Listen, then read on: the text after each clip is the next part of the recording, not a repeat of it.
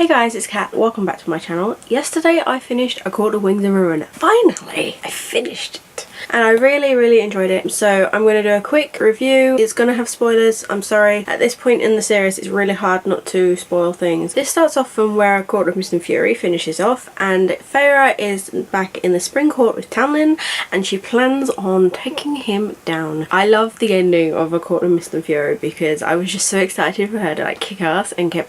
because I can't stand Tamlin. I hated him, and I was so glad that she was going to ruin things for him from the inside out. She gets there and she's all like, I'm undercover, nobody knows I'm undercover, I'm going to kill every single one of them, and you're just like, get on with it. Everybody thinks that Tamlin is actually on Highborn's side, which is what you would think he would be given what all he went through. So my favourite parts of this book were probably at the beginning and the endings. Not right at the end, but the last quarter where the fight and everything was happening. Although the fight was a bit too intense for me.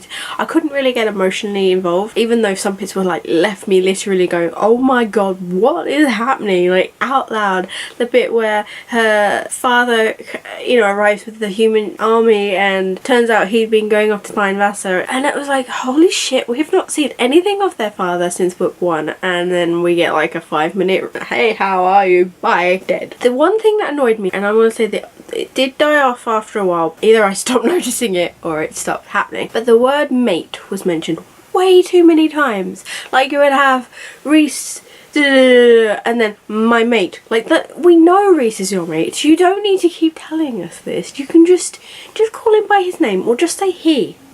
You know, you don't need to say Reese in the line above and then mate down on the second line. I mean, we know the two are the same. You don't need to keep telling us that.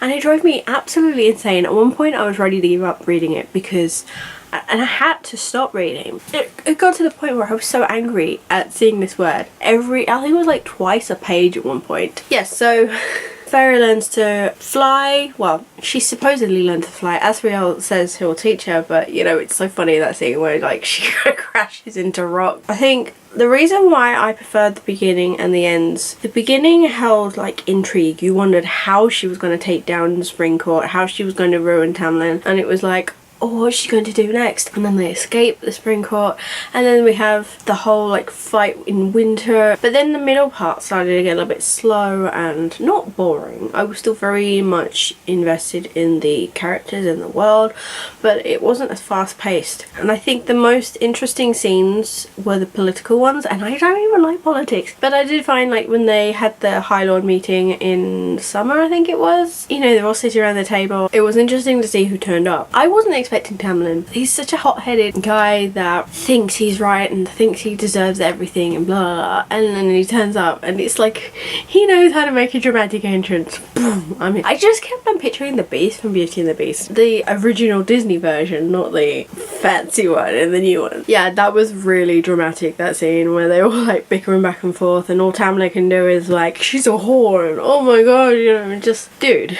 chill for a minute, yeah? Oh my god, when the bone carver just got obliviated, when the cauldron exploded in the battle, it was like, what the how could that cauldron just poof, go like that? The whole fight scene at the end was absolutely intense, but it was funny how they would just have a discussion.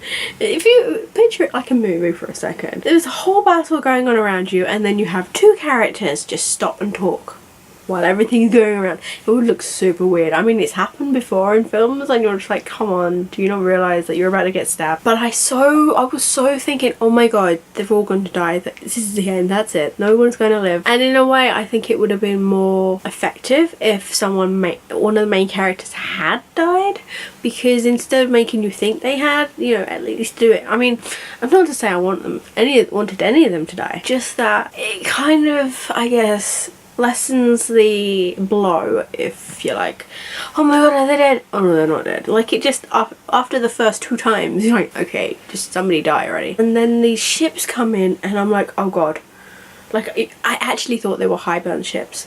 And then, like, find out the names of the and then Draken comes around and he's telling them, you know, blah, blah, blah, and the names of the ships. And I'm literally like, oh my, What? I did not see that coming. Like, I was literally like shouting in my room. The cauldron thing when they're trying to get to it, I don't know why she had to deceive Pharaoh. Why couldn't she have just said, okay, look, this is my plan? Or every time someone was like, I have a plan, this is what I'm gonna do. Why did everyone else like, no, no.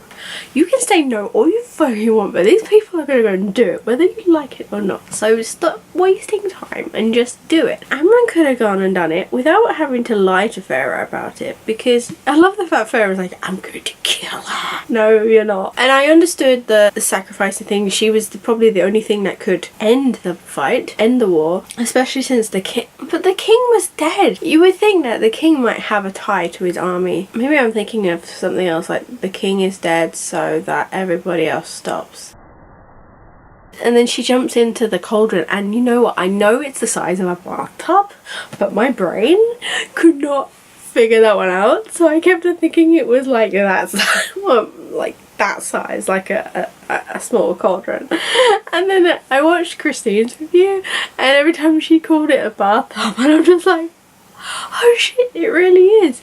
And I just pictured this like long ass bathtub. And so Amron jumps in there, and then she breaks the cauldron and becomes the whatever monster she is. I couldn't really picture that well. And destroys everyone. Pharaoh and Rhys are trying to put the cauldron back together, aka the bathtub. It was just something about like the pieces. I kept on picturing this tiny bowl. It was so obvious that Rhys was gonna die, but I really hoped he didn't. I wasn't crying, I didn't get emotional. I think I was too stunned up with all the shit that happened so far. Like, oh, we just need one more thing. It was a little too easy bringing Rhys back. A little too easy. Because he's already a High Lord. I mean, I'm not saying I would have wanted him to die, but I feel like it would have been a bit more effective if he had. Or, for that matter, bring Rhys back, but kill off Amron. Because Amron, yeah, she was a fairly good character or whatever, but she didn't, like the whole thing where Rhys says, you know, somebody needs to get our friend out of the cauldron before she catches a cold, or whatever it was he said. I was seriously like, what the fuck?